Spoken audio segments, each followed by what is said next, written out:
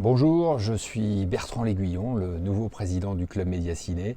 Alors, je couvre l'actualité du cinéma depuis 1997 pour la télévision et la radio. Je commençais un peu par hasard d'ailleurs, hein. Je n'ai pas fait d'école de cinéma, je ne suis pas un critique.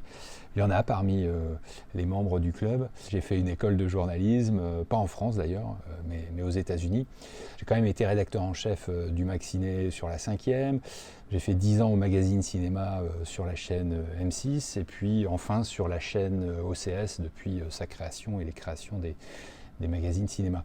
Et actuellement aussi pour la radio Énergie, j'ai donc des goûts assez éclectiques.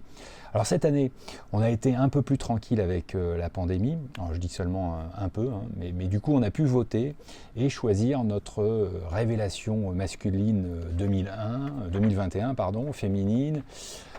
Meilleur film français étranger. J'ai ici la liste des finalistes, hein, parce que c'est un peu le travail du président, c'est faire la chasse au vote et recueillir auprès de la trentaine de journalistes membres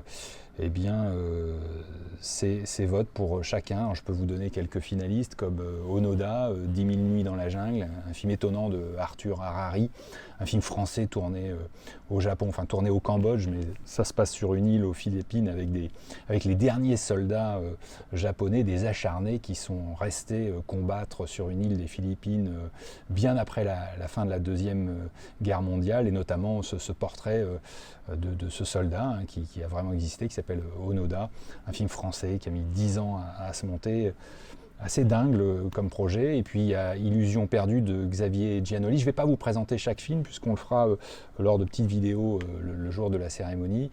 Il y a aussi L'événement bien sûr d'Audrey Diwan, hein, ce portrait de cette femme qui cherche à avorter en 1963 et qui est face à, bien sûr, à la morale, à la loi.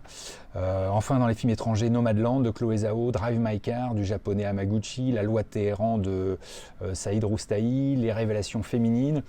On a La petite Lucie Zhang des Olympiades, le film de Jacques Audiard, Zbeda Bella-Jamor, une histoire d'amour et de désir. On a Agathe Roussel pour Titane, une femme qui est infirmière, donc pas actrice, mais qui joue une infirmière dans La Fracture, Assatou Diallo Sagna. Et enfin, bien sûr, Anna Maria Bartolomé qui porte littéralement le film d'Audrey Diwan, L'événement. Pour les mecs, on a Benjamin Voisin dans le film de Giannoli, Les Illusions perdues.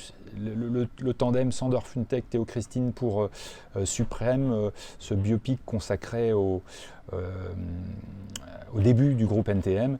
Et enfin Timothée Robard pour Les Magnétiques. Alors, on va remettre quelques lauriers hein, aux heureux gagnants parmi ces finalistes.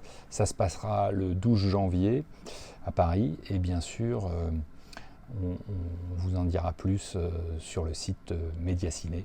À très bientôt.